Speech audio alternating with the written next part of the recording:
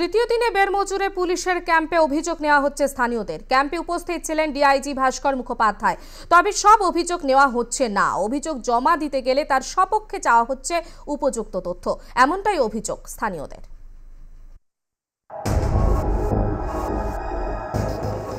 এই বেরমজুরে যে পুলিশের অভিযোগ গ্রহণ কেন্দ্র করা হয়েছে, সেই অভিযোগ গ্রহণ কেন্দ্রে যেটা সকাল থেকে দেখাচ্ছি যে প্রচুর মানুষ আসছেন।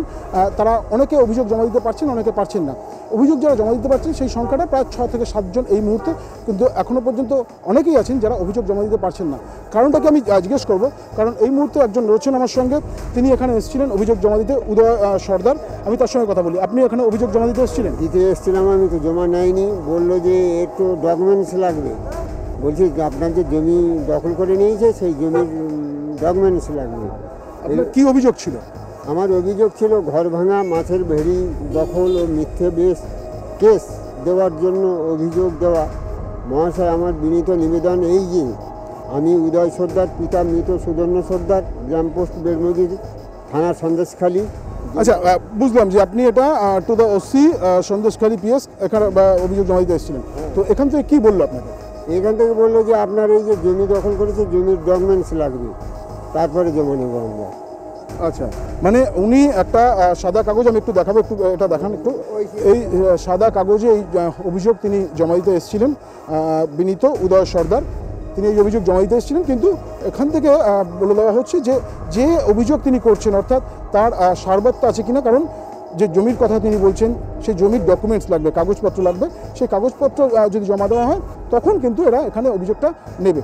এই কারণে ওনাকে এখন ফিরিয়ে দেওয়া হলো। উনি বাড়ি যাবেন। আপনি তখন বাড়ি যাবেন? হ্যাঁ, বাড়ি যাবো আমি। বাড়ি গিয়ে আবার ওই রেকর্ড ওইগুলো জেরক্স করে এনে এখানে দিতে হবে।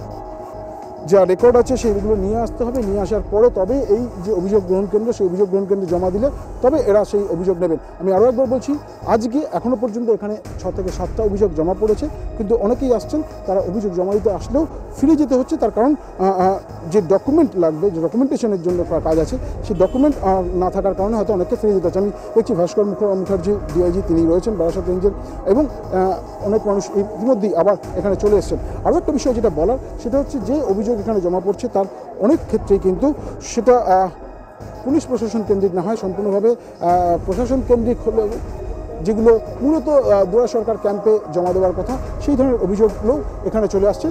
তার ফলে অনেকে করছেন কি, এখানে যেগুলো সারবত্তা আছে সেগুলোকে জমা নেওয়া হচ্ছে, কিন্তু জমা নেওয়া হওয়ার পরে যেগুলো পুলিশের দেখার বিষয় সেগুলো পুলিশ দেখবে, যেগুলো অন্যান্য সরকারি আধিকারিকদের দেখার কথা সেগুলো সেখানে পাঠিয়ে দেওয়া হবে। অন্তত এখানে উপস্থিত যারা পুলিশ আধিকারিকরা রয়েছেন তারা সেটা জানাচ্ছেন। বেরমজুর থেকে ক্যামেরা কৃষ্ণেন্দু মজুমদারের সঙ্গে সঞ্জয় সুর, আর প্লাস নিউজ।